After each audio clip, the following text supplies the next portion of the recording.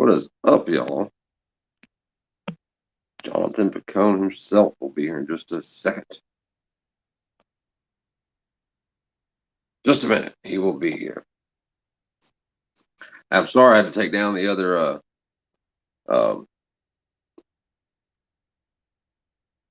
scheduled stream, but I posted that away, and then StreamYard wasn't one of I couldn't figure out how to tie the StreamYard to that stream exactly, so I just had to take it down and then do it this way. But I just talked to Jonathan. He should be here in just a minute. So just please bear with me. What's up, Michigan Watch? What's up, Chico? Sarah Lion. Liberty Chick. I just seen you. Anger Fishing. How you doing? Oh, there's me. Pretty Mink.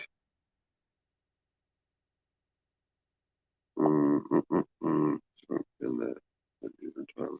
Don't want to do that. Oh, he is here. So wait.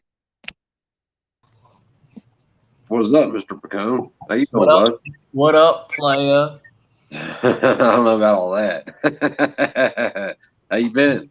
I set up a new table in the house. I got the old one was falling apart, so I put it was on the neighbor's front yard since they're remodeling the house. And I was like, all right, I got me a free table. Yeah, no doubt, man. I grab free stuff all the time. I like free shit.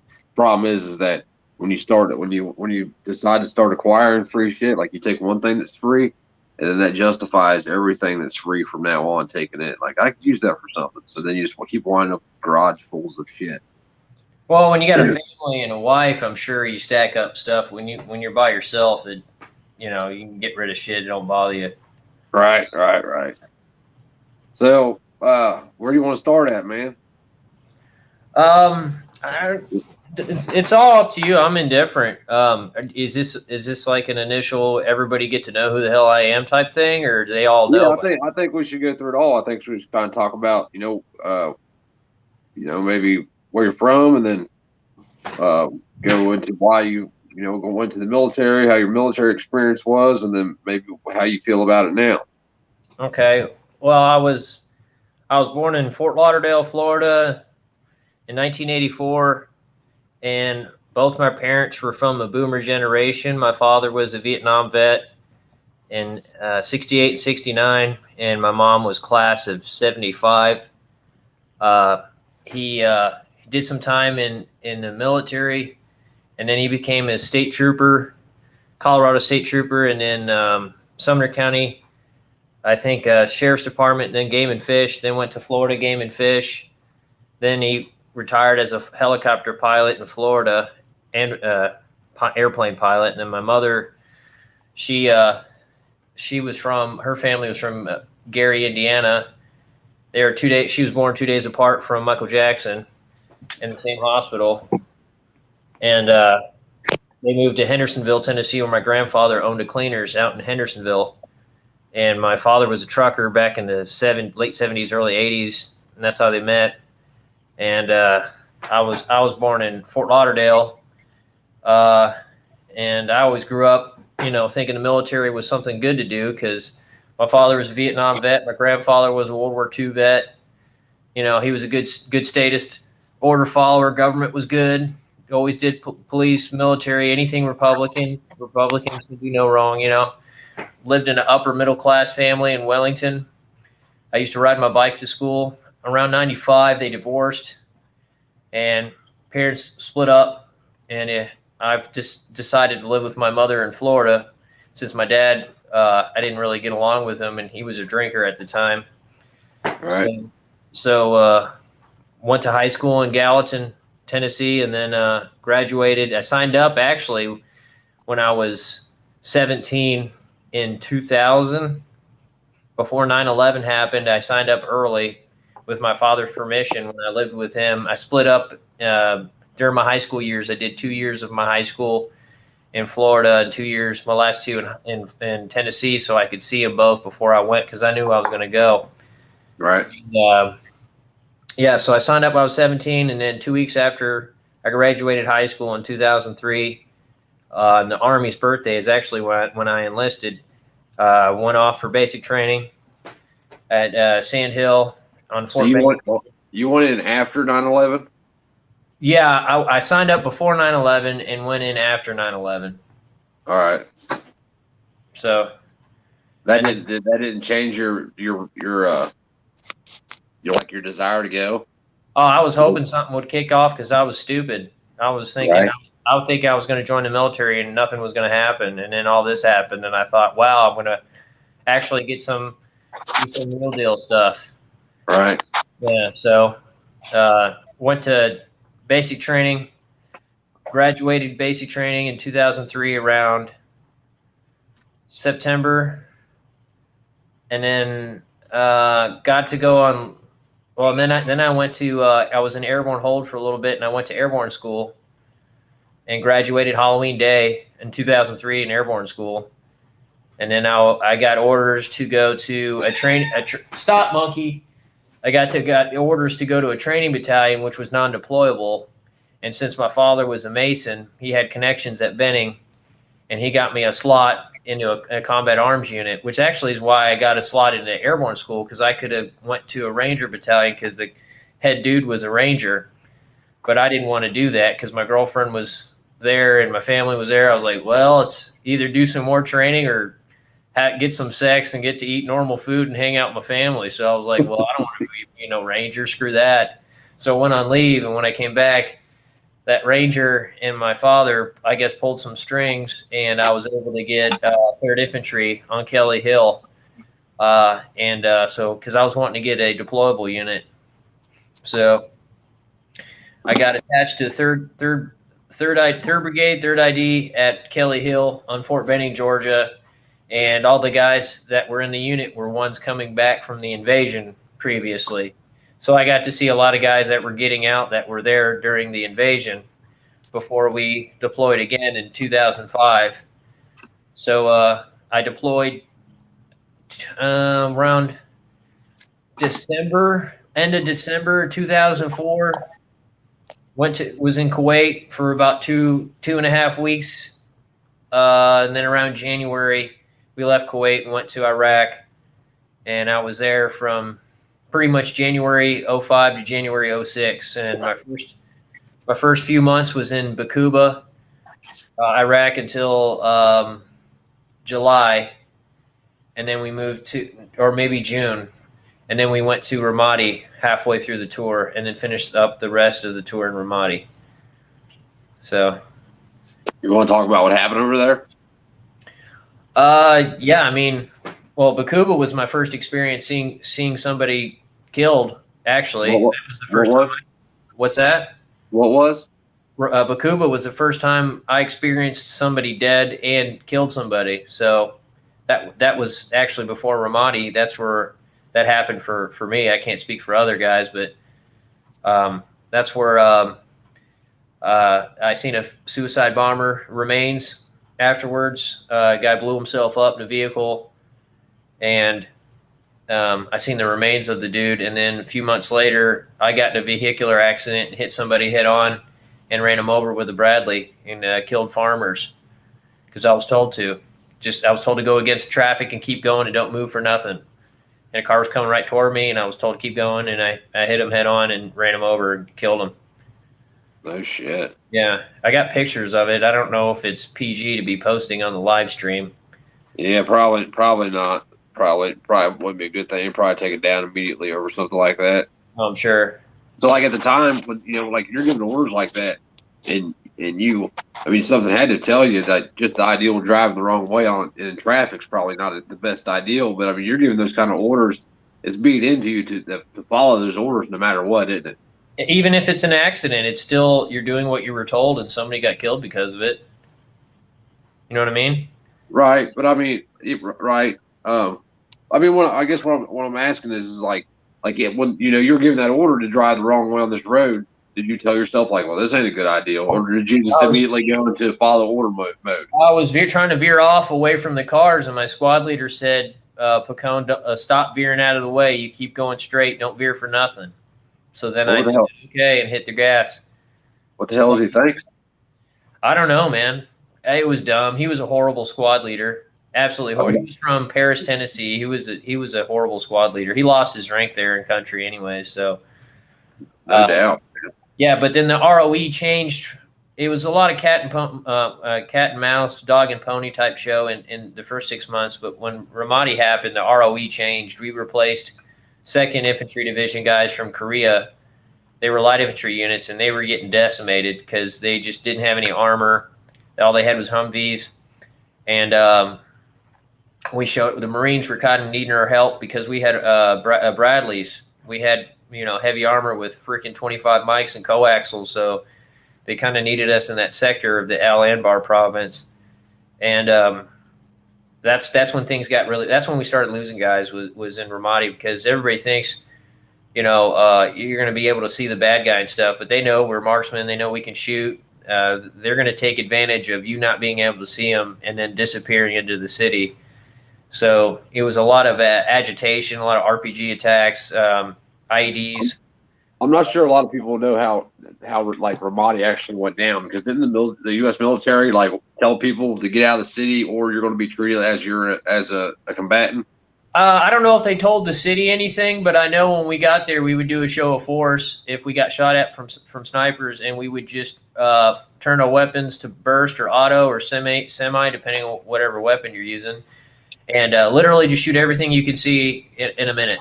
No matter if it's somebody's house, no matter if it's somebody's car, window, doesn't matter. Just shoot everything you can see in a minute.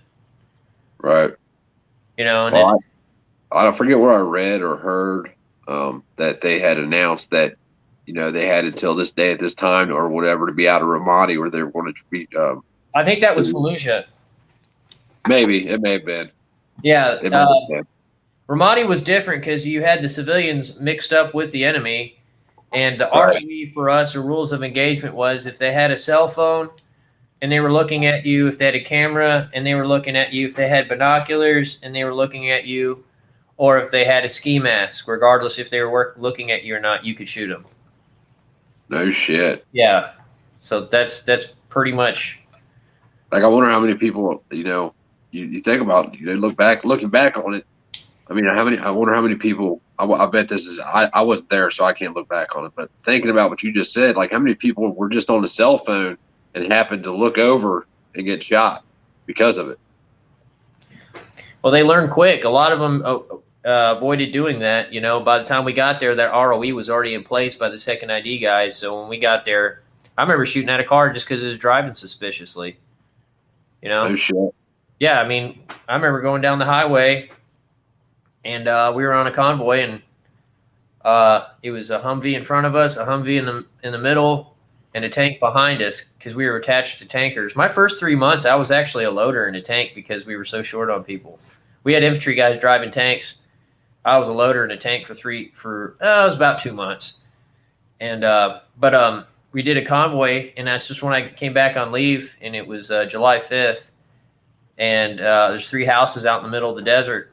They were probably about 200 yards away, and the convoy stopped. And we got out of the vehicles, and the 3 houses were just three houses next to each other, about 200 yards away on our left side. So we get out and have the vehicle between us and the houses, and all of a sudden we hear a shot go off, and so we're calling it up, trying to figure out what happened. And the tanker behind us says he got shot by a sniper. So we all just turn and look, and they said, well, which building does it come from? And I just remember yelling to the lead vehicle, fuck it, pick one. And then he opened up with a 50 cal on the middle house. And then I grabbed Millage's leg and said, Millage, light it up. He held down the trigger on his 240, and I went over the hood with my M16 on burst, and we all just shot up the house. And then when we got back, we realized that tanker lied because he had a negligent discharge in his vehicle and clipped his ear, and lied and said he got shot by a sniper. So then there was people in the house. I don't even know if there was anybody in the house or anything. We just lit it up. There could have been a whole family in there, and we just drove away. No big deal. No shit, man. All because dude had a negligent discharge and didn't want to own up to it. Yep. That's insane, man. I was told there's a family in there, but I don't know for sure, man. I have no idea. Was you told that if anything happened to him or not? No. No, Man, that sucks, man. I'm sorry about all that. it's all for freedom, right? Right. Well, I mean, that's what I mean, dude, they had us all convinced of it, man. I mean, we were young. I mean, even at one time, I was convinced of it. If it would have been for the trouble I had been into, I'd have been right there with you. I'd have It been was there a matter before of you had. survival. And when you realize we got stuck there, and we realized we got fooled into a stupid fucking war, because I'd ask all my friends in Tower Guard, why are we here? And they'd say, I don't know. Right. I don't know why we're here. So why the fuck are we here? What do we? I mean, and then we had to be just as bad or more ruthless than the enemy we were fighting, because it was the only way you were going to survive. You know, if you got captured, your head was going to get cut off. You know, you couldn't expose yourself out of windows. You couldn't smoke at night. So, like, looking back on it, what do you think? Like, when you look at the people you were fighting, you were fighting, like the combatants that you were definitely fighting, right? You had to fight for your life for those people. What do you, looking back on it? How do you view them now? The enemy I fought or the civilians there? The enemy you fought. I got more respect for them. I guess what I'm asking is why were they your enemy? What made them pick up a rifle and decide to shoot Probably at you? because we were invading, and we were a good opportunity to tag some Westerners, and that side of that faction was probably funded by the same black market to feed the war. Because if no vehicles got blown up, KBR and Halliburton and friggin' whoever that made those vehicles and Bradleys and Humvees, if none of them got blown up, they never made any more money. They needed it. A lot of people don't know about the Halliburton story, man, about how Dick Cheney was the president of Halliburton. And then for the first year, you know, he was in office or whatever, he got all that money, or the first year of the war, he got all that money from Halliburton until they put a stop to it. A lot of people don't know all that shit about Yeah, we Halliburton. didn't even have armor on our Humvees. We had to weld armor on the sides to our. Yeah. So Halliburton was I guess how would you describe them? A military arms company. They supplied arms and up armored vehicles to the military. Equipment, we'll say equipment. And they had a non-bided contract, meaning that it was whatever they did charge the government. Yeah, and they could charge an arm and a leg for something cheap as shit. I've seen so many civilian KBR drivers for those trucks get killed, and they were foreign nationals. They were from other countries too. Right. They get. I guess what I was asking about the dudes that you were fighting with, though, I mean, like if China came, you know, when the war first started here in the States, their thing was we're, you know, the quote was, we're spreading democracy. You know what I mean? That was the whole thing. These terrorists are over here. We're going to go over here and spread some democracy and off these terrorists and liberate these people from this, you know, these terrorists that got a noose around these people's neck or whatever it was. And my view on it is now, then I kind of bought into it, but my view on it is now is that, you know, we invaded their country. You know, if China came here to spread some communism, the first thing I do is pick up a rifle. So at that point, if you look at it, you know, the same way it was being sold to us, I would then be an insurgent. Well, the civilians are stuck in a hard spot because Saddam's regime wasn't very friendly, but Americans wasn't any better either. I mean, we managed to kill 1 million while we were there, and so you got them all stuck. And then, you know, you got a lot of them are fanatical and think it's a holy war when they're religious leaders at the top that are telling them to go to war are in the back pockets with the Saudis and God knows who else, and probably Israel, to keep the war machine going. They're all useful dupes just like we are. Right. But I will say I got more respect for them than I do the average American, because at least they were willing to fucking do something with crude equipment. Most of us just want to call your congressman and make memes. You know, Right. at least they were willing to get to work to do something, even if they were outnumbered and outclassed. They were willing to try. Well, they believed in it. Right. You know, they believed in what they were fighting for, whether they were actually fighting for that or not. That, you know, they thought they were. And I mean, I don't know what the media is like over there. But I mean, you have to think about it. If it's, you know, if they're 30 years behind us or 20 years behind us or whatever that number is, and they're now being told that they're not as materialistic as we are. They're content with keeping it minimal. You know, Right. They weren't bad people. It's just they were farmers. Some of them were, but it's just they liked living a more minimalist life. They call it third world, and you can call it whatever you want, but they didn't have as much material wealth as we did, but they were content with what they had. Well, the consumerism probably isn't there. You know what I mean? Like we want the new Mercedes. They just want something to get them from point A to point B. I got to see Kuwait outside the wire, and those people were all driving around in nice cars, 4-wheelers, and they were living the high life while all their neighbors were impoverished. Right. So, that land has been a land of contention for a long time. Even England, dabbled with it before we did. Right. I'm surprised Kuwait didn't. They didn't help. They're not part of the Allies, were they? They didn't enter the war at all, did they? Did the Kuwaitis help you all out over there at all? Well, we were told that. I've heard rumors of Mossad snipers killing Americans, and they got detained by some Marines, and they were let go. I remember detaining Chechens before, and then weapon caches from China, France, old World War II caches. It's just it was a racket. Death equals money. Well, yeah, I mean the war machine. I mean the same people have funded the war. I mean the wars on both sides for the last 2 centuries or something. I know a lot of people. The problem is that Americans think it's just ours, but they don't understand is they got their hand in both pots. Right.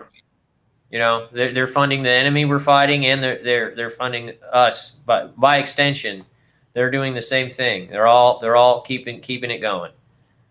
Right. Oh, how many of the guys did you still talk to? Some of the guys you were with over there? Rarely. I don't really talk to any of them. Maybe 1 or 2. We none of us want to talk to each other. Is there a reason for it? Different for some other guys where they say they're buddies and they stay in contact, but nobody in my unit, we don't talk to each other much. Is there a reason for that?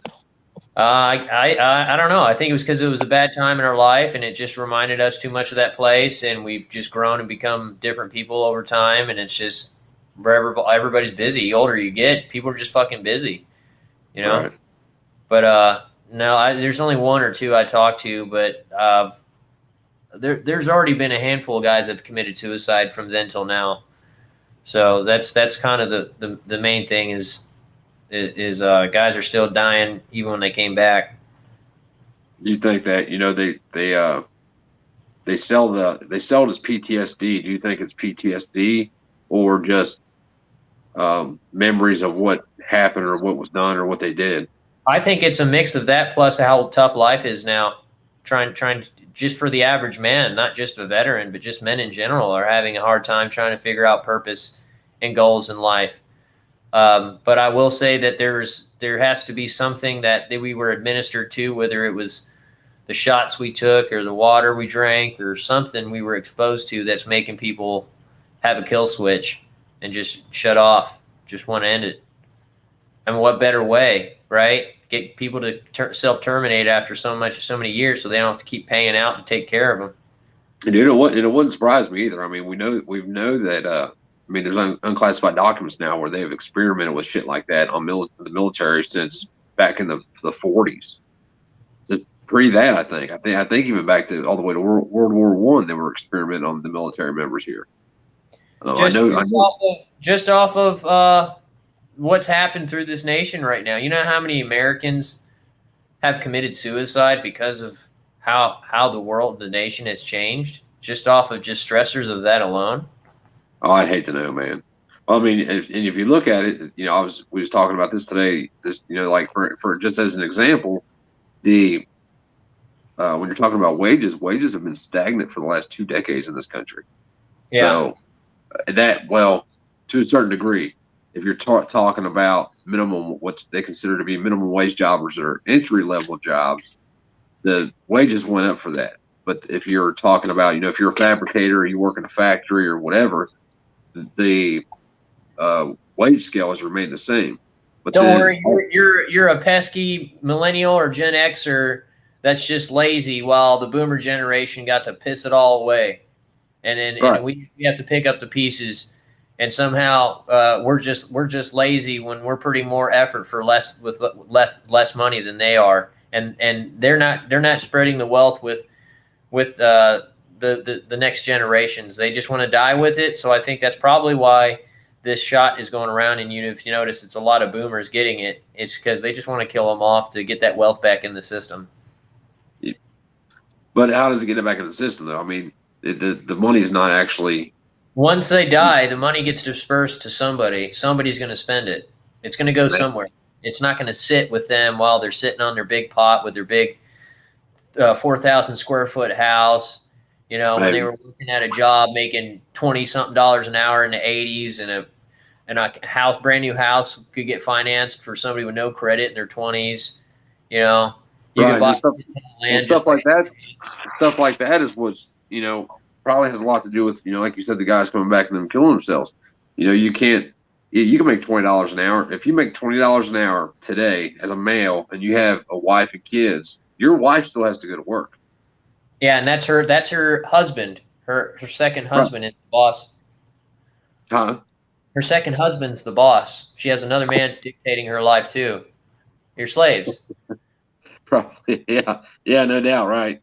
But I mean, maybe that ties into why, you know, they come back and they're expecting that life's going to be better than what it is, because they, you know, in their eyes they serve their country, and now they're having all these problems. That's the thing. Nobody gives a shit. Us all patting somebody on the back, thank your troop shit. It's all bullshit. Nobody cares. Nobody cares about anybody. Everybody's self-serving, and it's all about themselves and their own survival. You've seen it in the workforce. It's the same shit. We all have to, even if you're some high-speed whiz-bang operator, when you get out of the military, you got to get a job just like every other swinging dick. And so it was really for nothing unless you get some specialty type skill. But for the most combat arms guys, it's not. And you know, you got to hit the workforce, and so you're inexperienced because you're getting all this training and experience with $1 million of equipment, and you know other people's lives are depending on you. And then you come to a civilian world where it's all about who can brown nose the best, who can show me up to the boss the best. It's nothing about performance or attendance. It's you know, it's ruthless in the civilian world, and then there's no more camaraderie, there's no more liability, no more responsibility. You know, because you know everybody has a big picture that you know you have to do what you have to do to stay alive. And I'm not saying there's other jobs in the civilian force that's like that. I'm sure there's others, but for the most part, we all have to start from square one. Just as much as you got out of high school, you'd have to get a fucking normal job. You got to do the same thing, even if you did 6 years in the Army. You got to get out and get a normal fucking job just like everybody else. Right. A lot of people think like the military thing on the application helps you. I think it might help you get an interview. All it does is it guarantees you an interview. That's it. Right. And companies get pats on the back from hire if they hire veterans. So sometimes they'll hire veterans just because it helps their company. Well, the place I worked at, the last fab shop I worked at was you know, vet owned. The dude was a scout sniper. He's a Marine. And really weird. The guy was really odd, man. He was just odd. But anyway, and you should see some of the military contracts they got. There's some blueprints that I can't look at, right? They're supposed to give you security clearances and all this other shit. And I've never had a security check. And I had access to every blueprint. I had access to every file in the company at one time when I was, you know, running the CSE presses because I had to have them.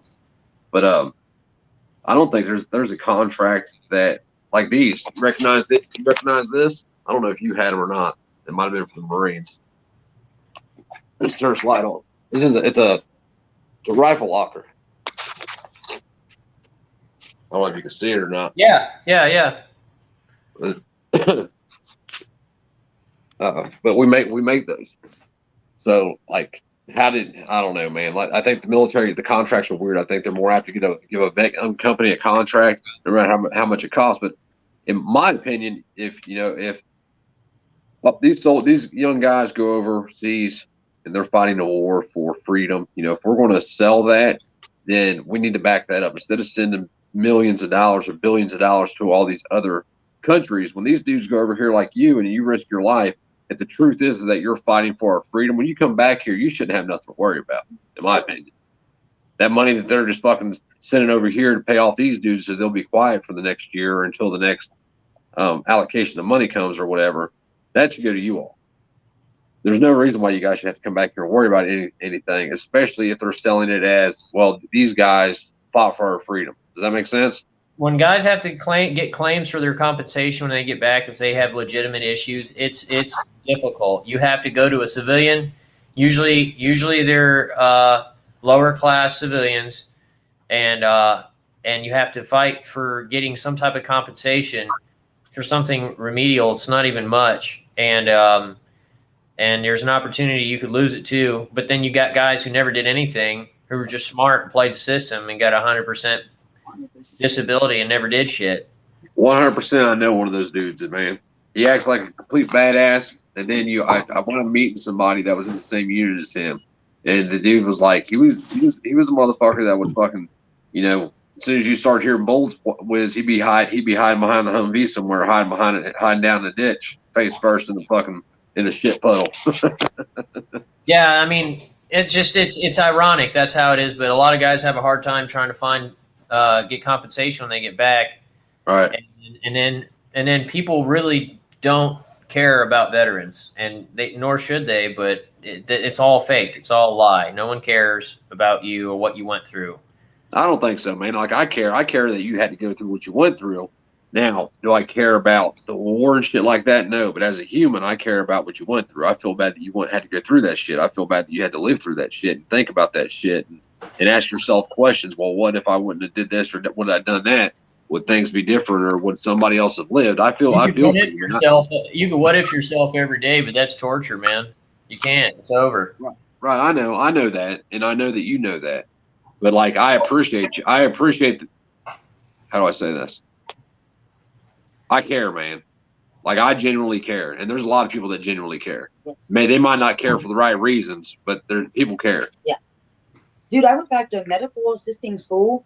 Like when I went, the whole reason was because I wanted to work in the VA hospitals because they're treated like fucking shit. Yeah, they still are. They still are. You have a lot of it is just filled with. I know it might sound shitty to some, but it's mostly filled with black people now. And they have no connection most of the time with the veterans because none of them served in the military for the most part. So they still treat you as if you're still in and you're underneath them, and they work for us, but they still right. Some of them come across with attitude, and it's shitty. And then you got to get claims. You got to fight for your claims.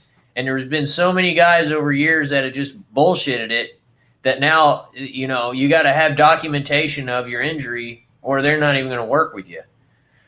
How long does it take to get that documentation? I mean, like, if you gotta suffer be proactive on it. You gotta go to for any veteran listening, you gotta go to eBenefits and fucking fill out a big form, and then you gotta network with like a organization like Wounded Warrior, Disabled DAV, Disabled American Vets, or something like that as a rep.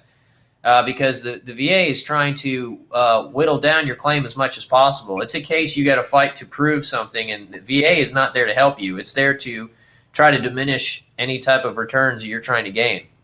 That's what the VA is for. They don't. Yeah, and then they keep on pushing me for fucking a vaccine, but it's still voluntary. They keep on stating it on there, but go ahead. I'm sorry. It's just a place to test shit on guinea pigs too. That's all it is. So what would happen if if they decide that this vaccine is mandatory and you say, I'm not doing it, will they drop your benefits because of that? It's possible they could. They could do it to all veterans. I don't know if they would or not, but they could if they wanted to. It just kills me, man. Like how much money this country just We're dropping pallets of money in the Middle East every year. Imagine if we just closed down these bases and just brought all these American soldiers back on our own base and watched our border. That's how it's supposed to be. Right. Constitutionally, that's how it's supposed to be. We're supposed to have all those M16s and weapons I was issued got sent off to the fucking Taliban or God knows who else. All these who was the real bad faction that were real. ISIS, yeah. A lot of our weapons that we didn't even come home with us. They went right back to ISIS. So we don't even get to bring home the weapons. Why is that? How did that happen? It's because they didn't need American soldiers anymore for the proxy war. They just can stir up the pot with with Middle Eastern people and just pull back a lot of Americans.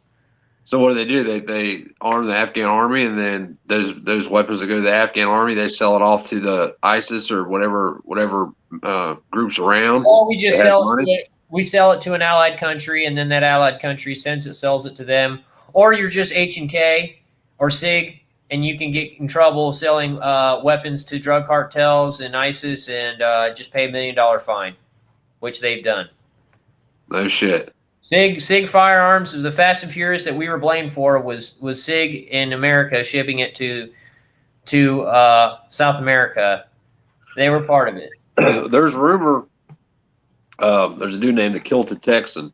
He's a YouTuber, small channel dude from Texas. That's he goes to all these rallies and shit. But allegedly, one of his videos, this was just recently, within the past couple of days, he said that he was talking about during the Fast and Furious days when he walked into a gun shop. There's a U-Haul outside, and he walks into, you just look around or whatever, and there's no guns in the shop. But the owner of the shop, who he knew, told him to leave. Like, you need to leave.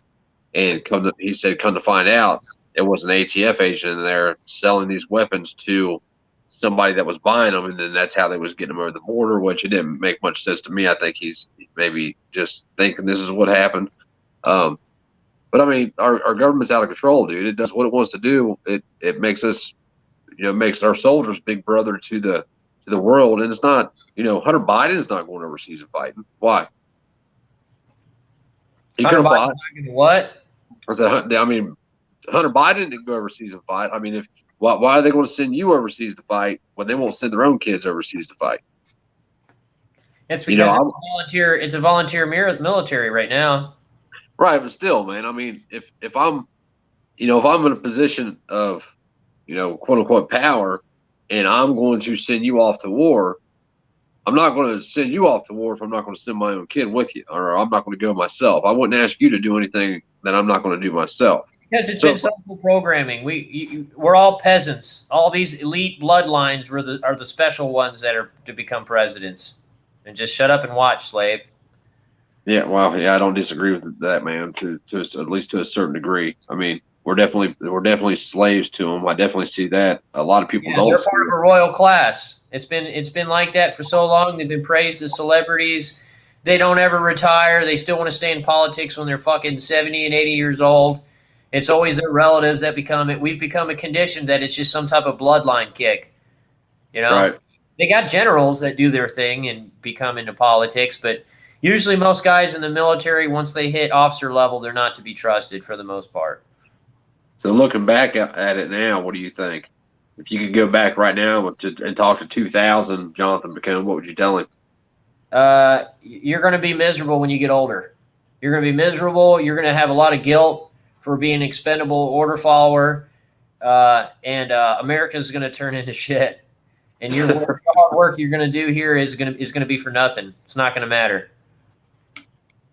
What pisses me off the most about that is that, all these kids died over there, man.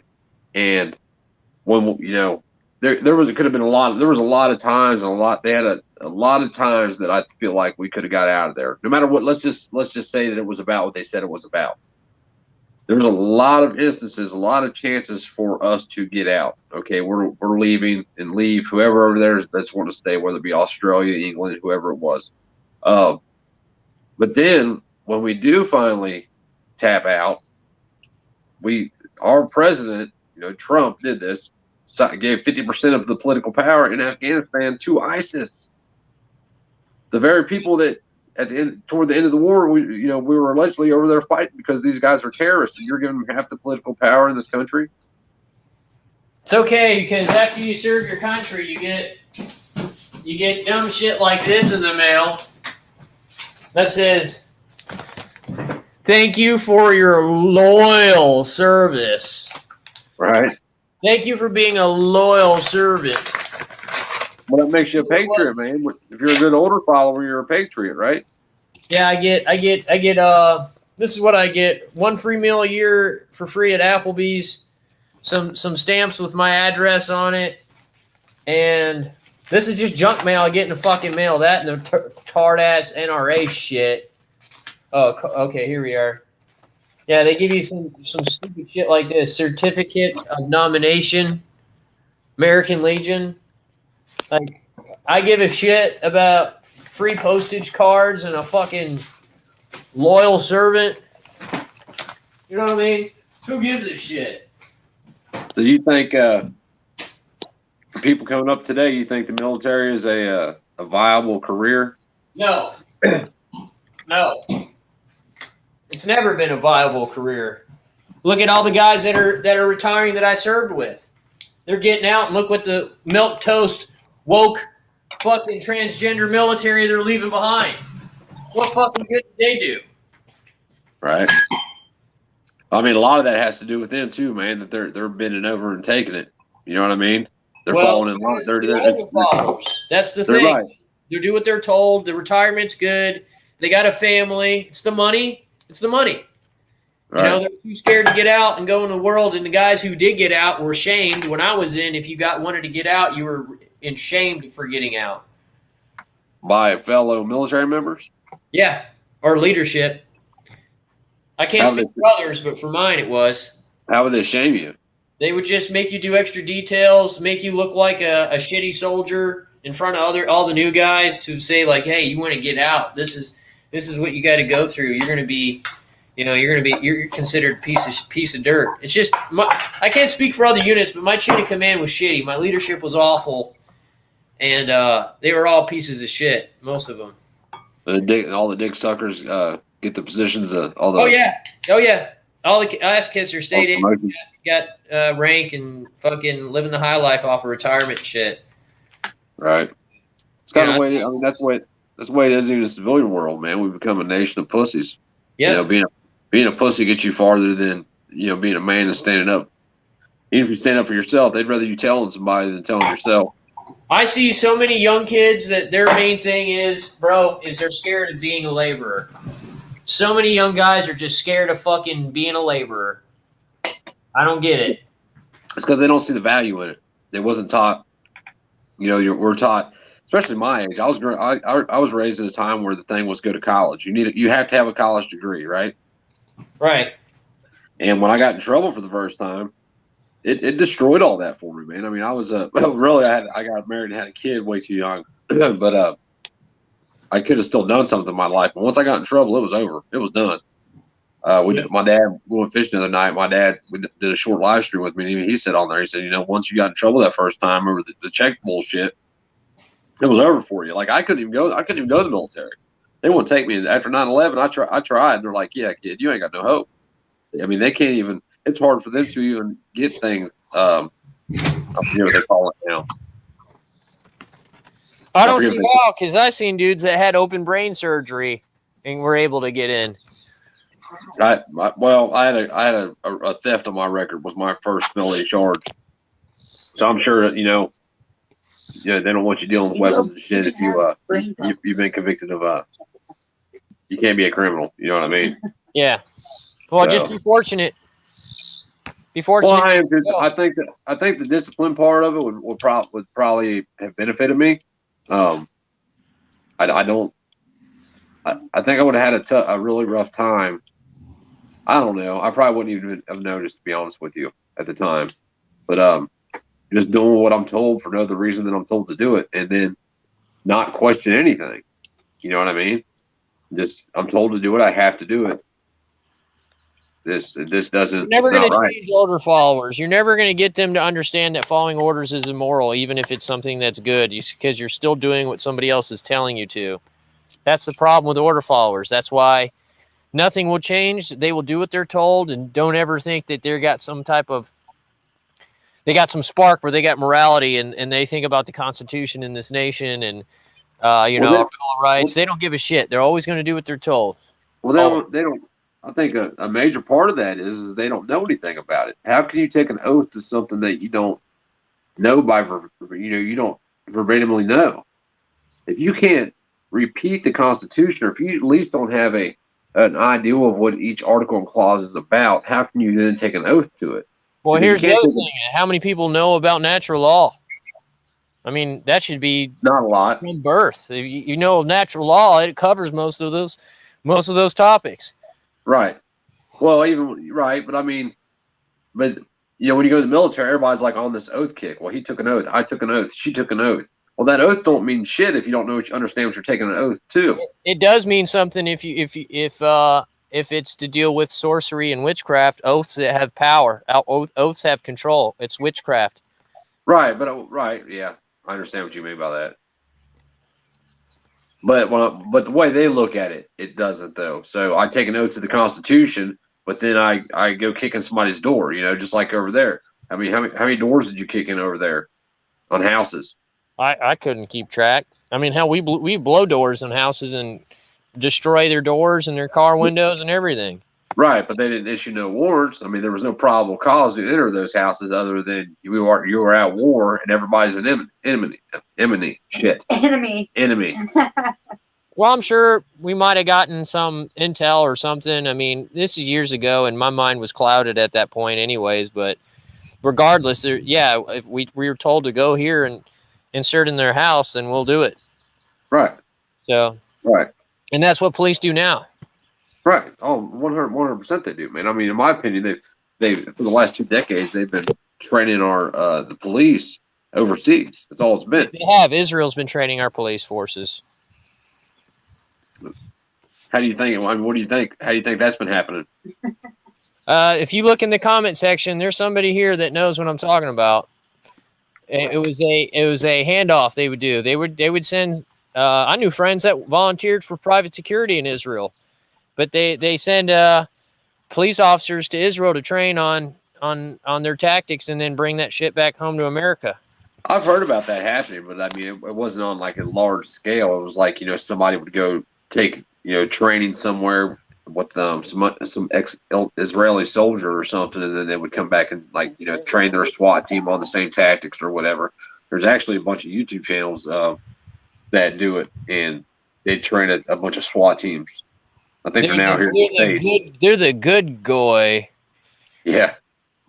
Good old goy. That's the good old goy program right there. Right, man. I still seeing people sucking on gays and gizmos nuts, man. Every time I do, I just seen it a few minutes ago. I don't really say nothing too hardly anymore. I can't. I'm just to the point now, man, that I don't even know how to explain it. It's like people are never going to wake up to what's going on because they don't want to see it. No, they all want to go full retard.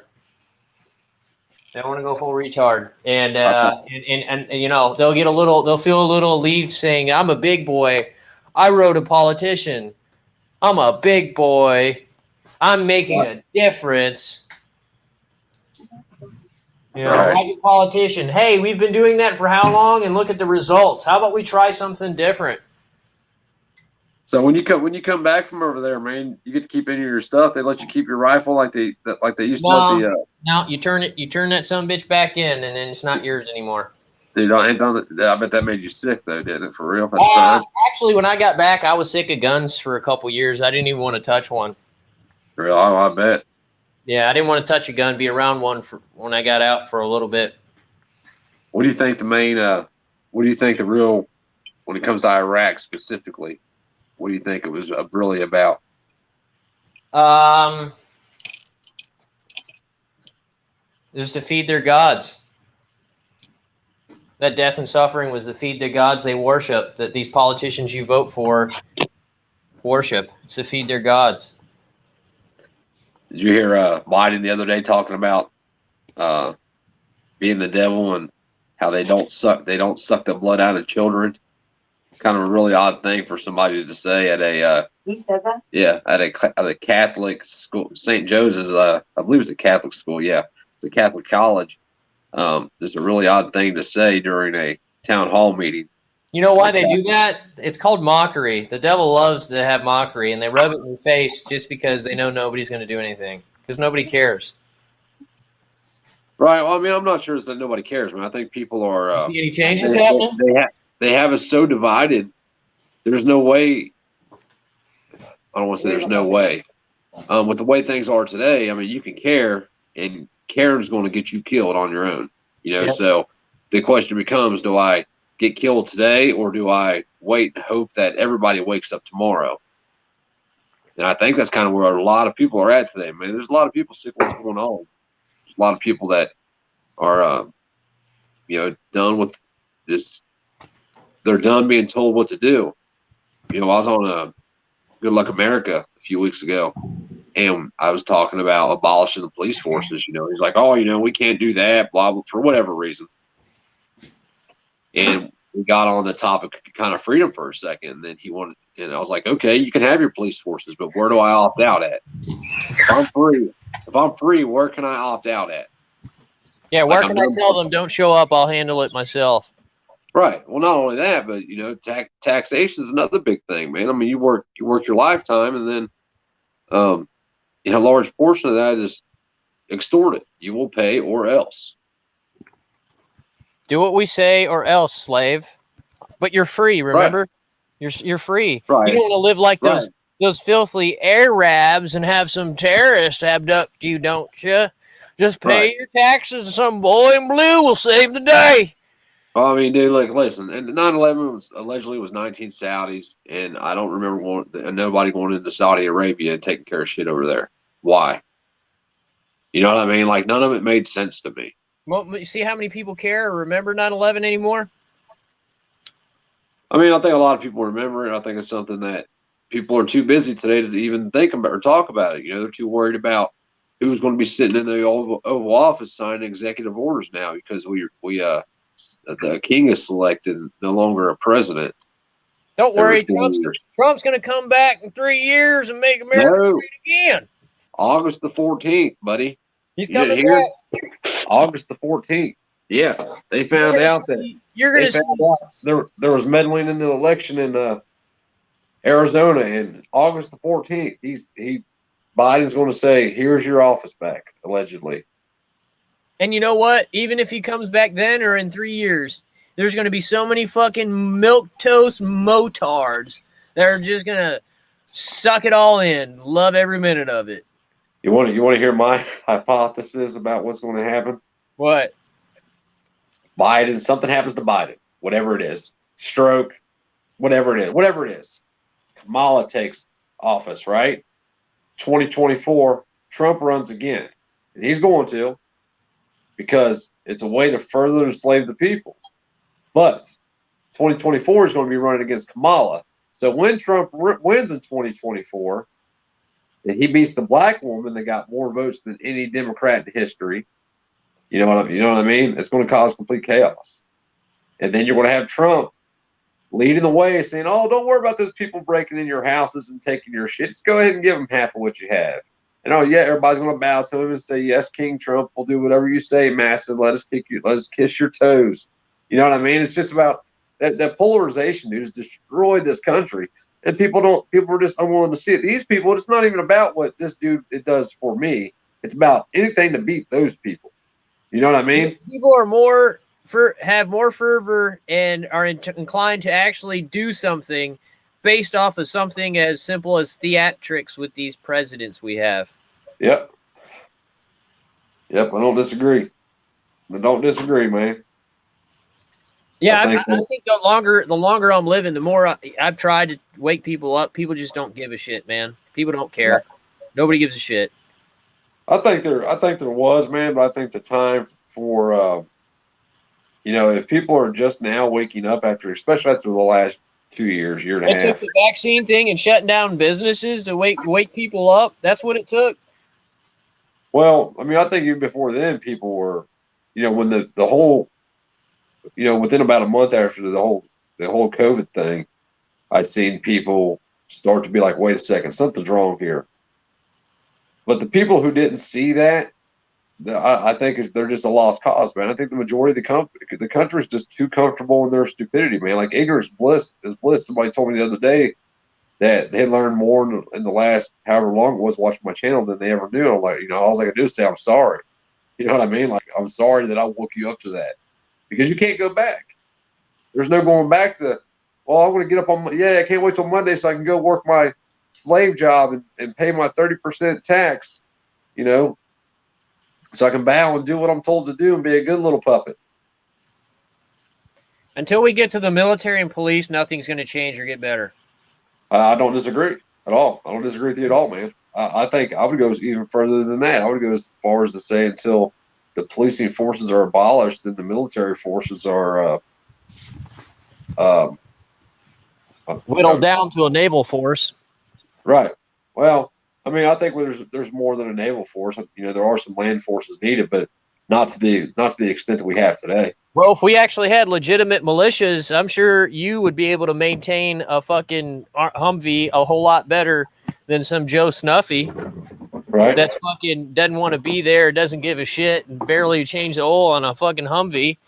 You know, you have a dispersal of armament and weapons and equipment, and actually send it to the people and have militias. Look at all these guys that are wanting to train that are civilians and shit. It's because we're supposed to have that again. That spirit's still there. Right, but it'll never happen though, because then the people could use it against them, and then that would stop their little. Because they've managed over time to usurp militias to have either some type of damn Fed in it or to make militias look kooky and crazy and just wanting to shoot people. Did you hear about the whole Michigan thing where there was 12? Okay, so they arrested 6 people. There was 12 federal informants in that group. How is that? How is there 12 Fed informants in the same group? What probably happened is that the feds planned it all, and then like you can convince anybody to do anything, man. If you and I hung out every day for 6 months, I could convince you to do anything, no matter how horrible it was, no matter how stupid it sounded, whatever. It's just about planting that seed and watering that seed and shit. So if you're in one of these militias and they plant a Fed in there that comes off with some shit that just doesn't, that sounds like it would be a Fed setup, chances are it probably is. Yeah, you can't trust militias now. You can't. No. I'm not sure that you really ever could. Maybe there's for a time in the '90s there might have been some throughout the country that you could have trusted, but I was too young then. They were even considered extremists then too. Right. Yep, we're all extremists now. Racist. Militias are a threat, and if you can't beat them, join them. That's their tactic, right? Yeah. I mean, I think until people wake up to what the police forces really are, that it's only going to continue to get worse, and they can keep lying to themselves and talk about these good cops that don't exist, and until people wake up to the fact that all policing forces are bad, and that as long as this person acting as government has authority over you, you're not free. It's game over for this country. Yeah, well, too many people are soft and think somebody else has to have the responsibility to solve your problem. Yeah, I don't disagree, man. But man, I appreciate you coming on here. I got to get rolling. I got to drive out to my brother's. All right, cool. I appreciate you coming on, man, and telling your story, dude. I really do. Thank you. Yeah, I know it seemed kind of scatterbrained and not detailed, but we only had an hour, man. Yeah. We used up the whole hour. All right, good. It's already been an hour. Don't seem like it does it. All right, man. Well, hit me up later. Be grateful. Yep. I will. You're gonna come on. I'm gonna get you on here again, man. I appreciate you, brother. Thank you. All right, later, dude. Later, buddy. Oh shit, I didn't think about it. My bad, guys. I'm sorry. Is he still on? Yeah, I can get him to come back on here real quick. Hey, Jonathan, come back on here, dude. If you're still on there, here I'm gonna put the link on here again. Some people are asking questions, man. I want you to answer these questions real quick. I can be late. My bad. Shit. Hang on. I'll have to call him real quick if he don't come back on here. He may not be right back on here. Damn it. My bad, guys. I'm sorry. Shit. My bad. I'm a dumbass. Hang on a second. I'm gonna try to call him. If it hangs up, I'm sorry. Just hang on. I'm gonna try to do it really quick. Hang on.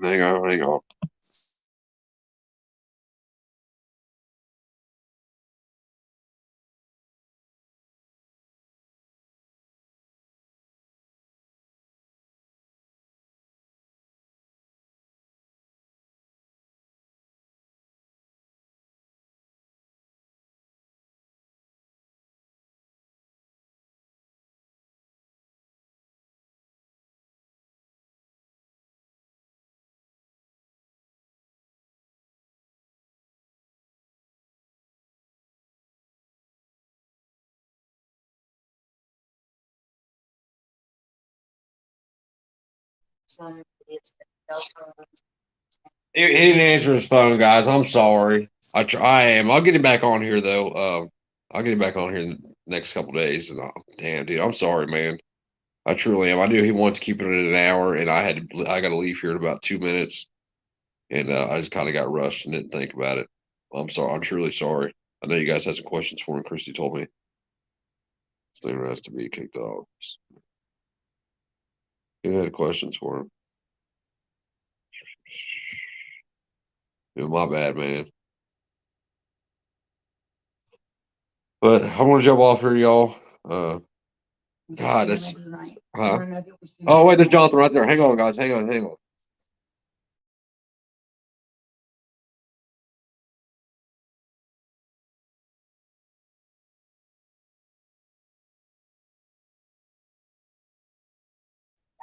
All of them. My bad. He's coming back. That was him. He's coming back on real quick. So I can only go back to 5:23. if you got a question real quick, Brian asked me. Well, that's why I asked him. No, I know. So, I'm saying he asked that, but there's other questions. Yeah. I have just a few minutes. I gotta roll. All right, here he is. Hang on. My bad, man. I'm not the brightest. Probably voted for Biden, didn't you? Yeah, no, Sound like some dummy that voted for Biden, huh? He's not turned up. Yeah, are you on? I don't think he's still on. I don't think I still have him on. Oh, if he's on there with, it sounds like you're on. He's on speaker. I know. I think it sounds like he's on speakerphone, don't it? Hang on. No, not on speakerphone. Want me to leave and come back? Huh? Want me to leave and come back? No. Can anybody else hear? Can you guys hear him? Can Because you hear him, Chris? Turn your volume up. Hang on 1 second. he's on there. Sounds like you're on speakerphone. I know. I think it sounds like. Hold on. Oh, no, No, we can hear you. You're fine. All right. We're fine. I can hear him. He's fine. What's some of the questions? All right, hold on. I'll post them to see if you can see them too. So here's one from Brian R. He says, I wonder what Mr. Piccone thinks with the 20th anniversary at 9/11 right around the corner. Does anybody believe the story we were told about 9/11? So what do you think about with the 20th anniversary being right around the corner? Well, it clearly is suspicious, but as long as you can watch some Tick Thought streamer and go get your Starbucks and go to work and pay your bills and buy groceries, nobody cares. Nobody cares. That's the thing is there's people that are alive, working, living life that weren't even alive then. There's people driving cars that weren't even alive when that happened. They weren't alive for it. People don't care. That's how quick a generation can just forget about it. Right, man. A 20-year-old today wasn't alive during that, or a 19-year-old. Yeah, they don't care. Nobody gives a shit. That's every time you think of all these things, and like what that one dude said, wonder what people think. Nobody cares. It's just that simple. I'm trying to find comments, but I can't. I can only go back so There's far. a community of people that cares. There's a small group, but it's not enough to make an impact because that's going against the grain. You go along to get your fucking your sweet deals, and it doesn't pay to be woke, or it doesn't pay to be aware of morality in this world. Doesn't pay. Right. Ken Anderson said, I think you're right, Mr. Piccone. There is not much compassion until they are affected. Then they care. Yeah, that's what you say. Until it's on their Right. front door, they won't give a shit. And they won't, man. And they won't. I'm having trouble reading, Christy. Can you find any questions? I've seen a bunch of them. Now I don't see any. Do you think that there will be a single event like a power shutdown, cell outage, all that, or a slow roll to giving everyone a death shot and society just crumbles slowly? Kissinger said it best. If we really want the people to capitulate, all we have to do is starve them. Right. Get people hungry. You make them do what they want. All right. I'm trying to go back and comment for right now. Yeah, I can only go back so far. I screwed up big time. It's right here in the major. My bad. I'm trying to read through and find real quick. I should have started doing this earlier.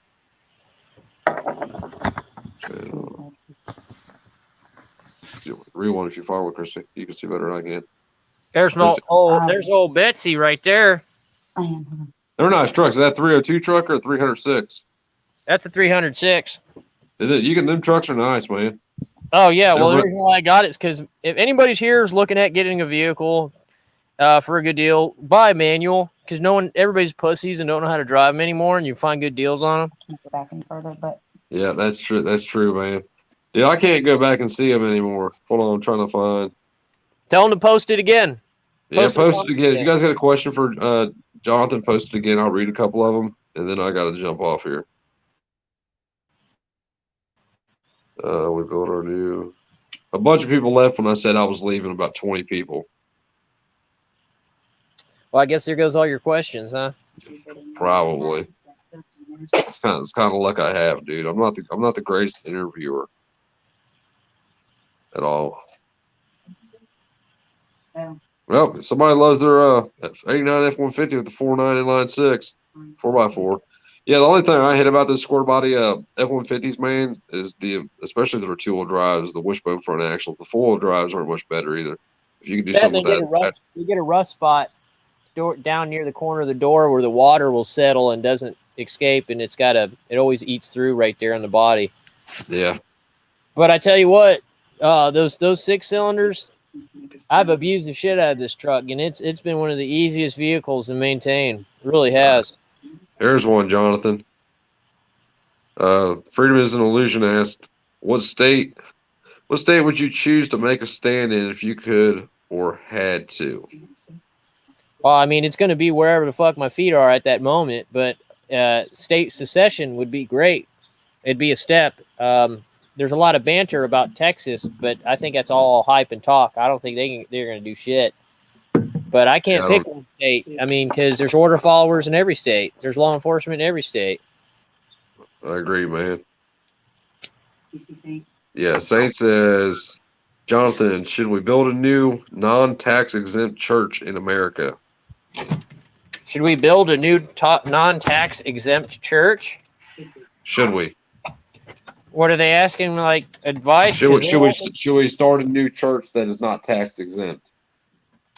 It honestly, that whole church thing, everything's so digital and online now. It's kind of pointless to do it if it's that. And I'm just not big on churches. I don't like going to a place and some guys claim to be the subject matter expert about how I'm supposed to connect to God when he ain't gonna hold my fucking hand when I leave this earth. Right. So, I think I have a problem with taxes anyway. I mean, if people get out of taxes, more power to them, even if it is a church. Like I have a problem with anything that's organized to that extent. I just seen a really good one you're going to like. Hold on 1 second, you're going to like this one. Michigan Watch. What's the plan? That's what I want to know. the plan is you got to start bettering yourself. Do what you can within your own realm, within your own sector. Cover your own sector first. Don't worry about everybody else. Right. I think the problem with that is that everybody's so spread out, man. I mean, like, look at me. There ain't nobody within 40 miles of me that even thinks like I do. Well, everybody's wondering what the next step is, and it's like, well, how about we focus on the steps that have happened so far? Right. Yeah, I mean, we're enslaved now. I mean, what you want to wait for another one? Right.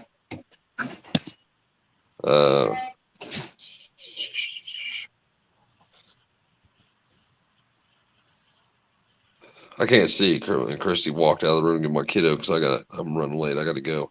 Hey, man, I'm going to have you on again, Johnathan. So we'll get some questions. I'll write some questions down for you next time because I have some stuff I want to ask you, and we'll do it that way.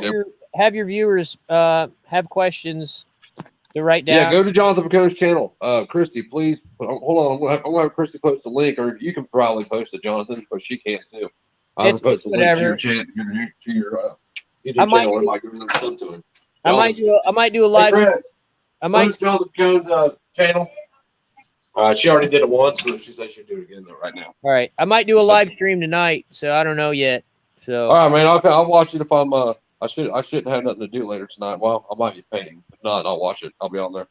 all right. Be grateful. God bless. Hey, thanks you too, man. Appreciate you, brother. Later. See y'all later. I gotta run, man. You guys have a good day. Thanks for coming, man. Jonathan's a good dude. Go subscribe to his damn, missed the stream. Hey, Outback, I'll leave it up, man. I'm gonna leave this stream up. So as soon as I end it, it'll upload and it'll be there for you to watch. I don't know if you'll be able to go back and look at the live chat or not, but he just kind of I let him talk. I didn't even pay attention to the comment section until just a minute ago. I actually told him I had to go because I'm running late to go somewhere. And he got off, and I stopped the stream to call him and tell him to come back on to answer questions. But then everybody that had questions already left when I said I was leaving. So I'm gonna jump off here. You guys be safe. I'll leave the stream up. There's Jonathan's Liberty Chick just posted Jonathan's YouTube channel link. Please go there and subscribe to him. And he's going to do a live stream tonight. He's a good dude. I like Jonathan. Talk to y'all later. Peace.